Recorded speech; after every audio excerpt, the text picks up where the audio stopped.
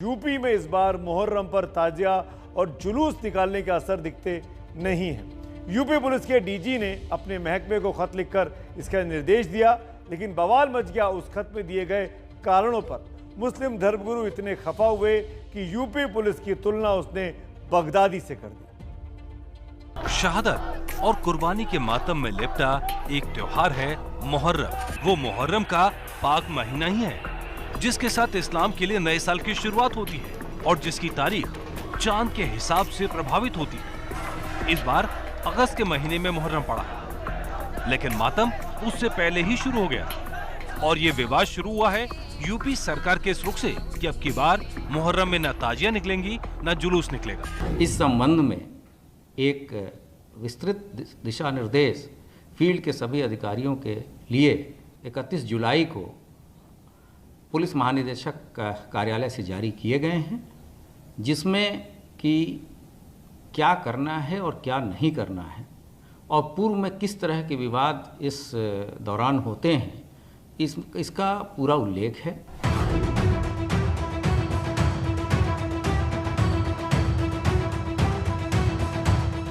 इस मामले में 1 अगस्त को यूपी के डीजीपी मुकुल गोयल ने 13 सूत्री पत्र सारे एसपी, एसएसपी और पुलिस कमिश्नर को भेजा,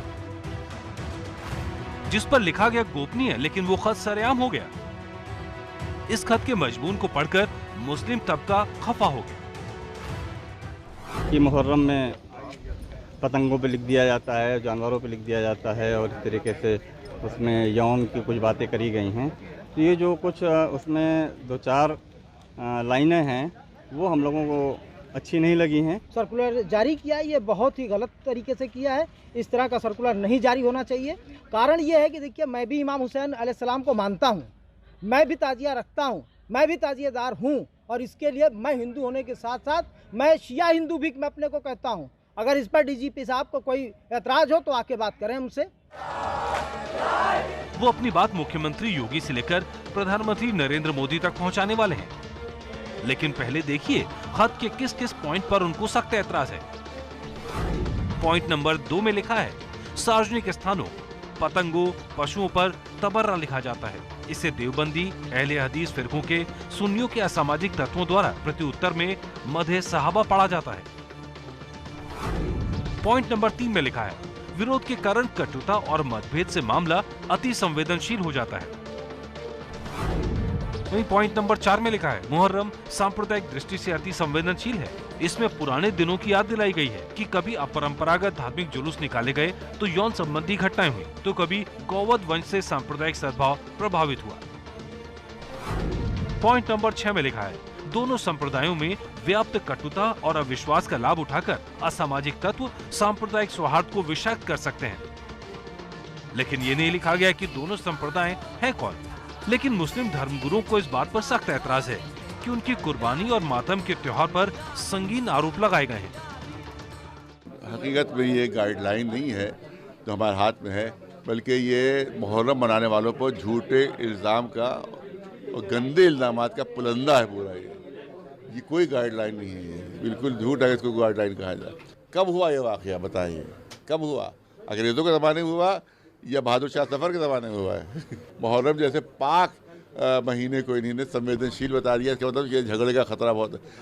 मुहर्रम के ज़रिए से अमन कायम होता है, शांति कायम होती है, झगड़ा नहीं होता है। ये जो पूरी गाइडलाइन जो डीजीपी साहब की तरफ से सर्कुलर जारी हुआ है पूरे उत्तर प्रदेश में मुहर्रम को लेकर, जैसे लगता है कि उनके किसी वहाबी मित्र ने बैठ के इस पूरे सर्कुलर को तैयार किया है। लिहाजा ऑल इंडिया शिया फैसला बोर्ड इस पूरी गाइडलाइन का भरपूर तरीके से विरोध करता है। डीजीपी के नाम से लिखी चिट्ठी में हवाला कोरोना का भी दिया गया है, लेकिन ये तो सुप्रीम कोर्ट का निर्देश है कि सामाजिक दूरी का पालन किया जाए, लेकिन बात इतने पर नहीं रुकती। पॉइंट नंबर 9 में लिखा है, असामाजिक तत्व कानून व्यवस्था भंग करने का प्रयास कर सकते हैं, आतंकवादी नागरिकों को नुकसान पहुंचा सकते हैं। तो वहीं पॉइंट नंबर 10 में प्रशासन को जो कुछ करना है उसमें पहले नंबर पर ही लिखा है कि कोरोना के कारण जुलूस और ताजिया की इजाजत नहीं है। वहीं आखिरी में 11वां पॉइंट यह है कि अप्रिय घटना के बगैर मुहर्रम संपन्न हो जाए, यही यूपी प्रशासन की कामना है। अब थोड़ा पीछे चलिए, जब बकरीद के समय केरल सरकार ने ढील दे दी तो वहां कोरोना के मामले बढ़ने लगे। तो सवाल है कि क्या मुहर्रम के नाम पर कोरोना को बढ़ने दिया जाएगा? इस सवाल की आड़ में यूपी पुलिस ताजिया और जुलूस पर रोक लगा रही है। फिर भी कुछ सवाल तो हैं।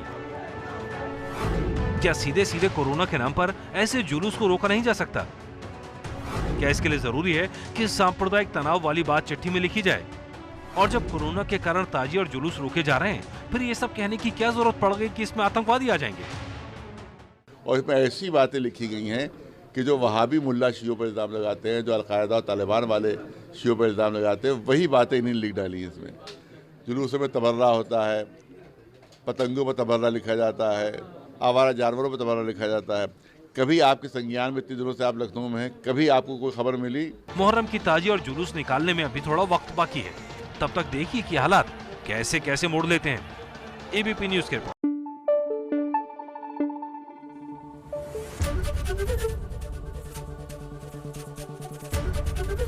एबीपी न्यूज आपको रखे आगे।